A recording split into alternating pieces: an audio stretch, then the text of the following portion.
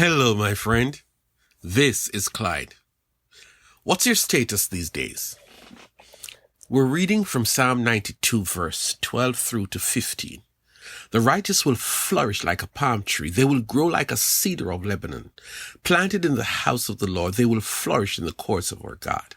They will still bear fruit in old age. They will stay fresh and green, proclaiming, "The Lord is upright. He is my rock. There is no wickedness in him."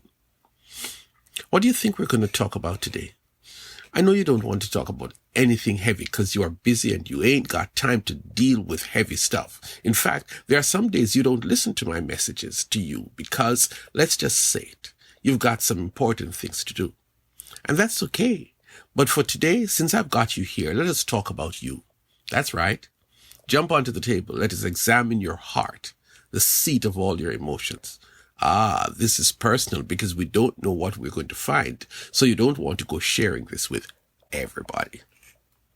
The writer is talking to you, the righteous. Many of us struggle with that word because it is a Bible word that speaks about those holy people, like, the pastors and your grandmother who gets up early every morning to pray. The righteous is like the Virgin Mary. They said that she found favor with God. He picked her because she had not messed up. She was righteous. So who is righteous? The righteous person is someone who is planted in the house of the Lord. Oh, no.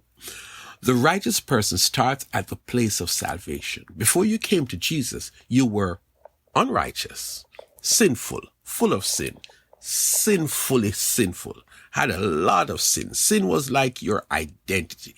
Then one day, or one night, it doesn't matter to me, you met Jesus and you invited him into your life and he came and he made you a child of God. That's it. That moment, you became righteous. Now we look inside and what we see is that anyone united with the Messiah gets a fresh start, is created new. The old life is gone, a new life emerges. How? You ask. In Christ. God put the wrong on him who never did anything wrong so we could be put right with God. That's the Message version of 2 Corinthians 5:17 and 21. You became righteous that day you became a child of God. Now this is where the rubber hits the road. The text says that the righteous flourish like a palm tree. The palm tree found a great secret. If the root goes deep, it will find water. You are a righteous man. So grow deep in Jesus. Look at the root going down past the layers and layers and layers of dirt until bingo, it finds water. So when things get rough, the palm tree is doing well because it found Jesus, real water. Then he talks about the cedar of Lebanon. This was the most popular source of lumber in ancient Bible days. But that is after the tree is cut down. What about the tree when it is alive?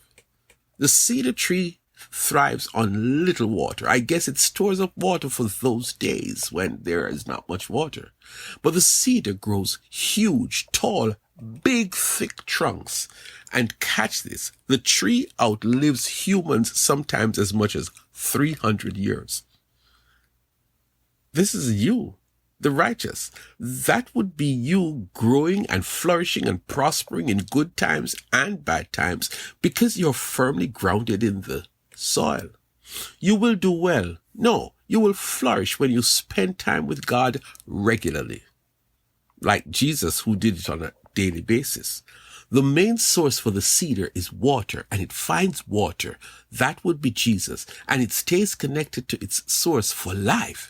You can make it if you maintain a steady and meaningful relationship with Jesus.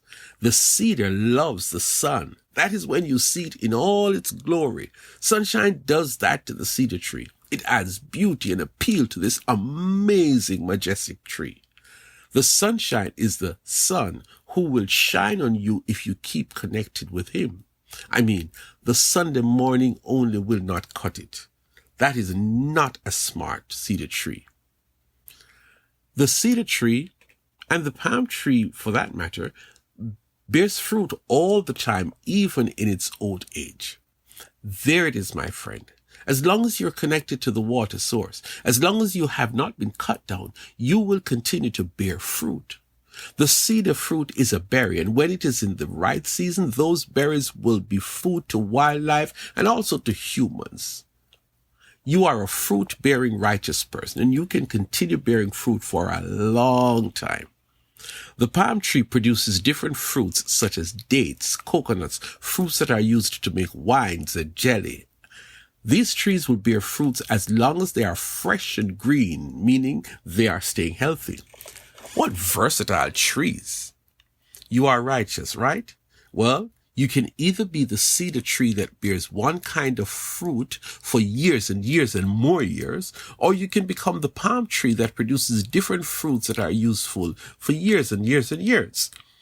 Either one will do, just so long as you, who have been in an active and dynamic relationship with Jesus, you're bearing fruit. Your outward beauty is a reflection of the strength of connection you have with Jesus. Finally, the palm tree speaks. The cedars of Lebanon have a voice. If you hear a tree talking, stop and listen at this wonder. I tell you, if you hear a tree talking, you would have a crowd recording the sounds from the tree and just be in absolute awe.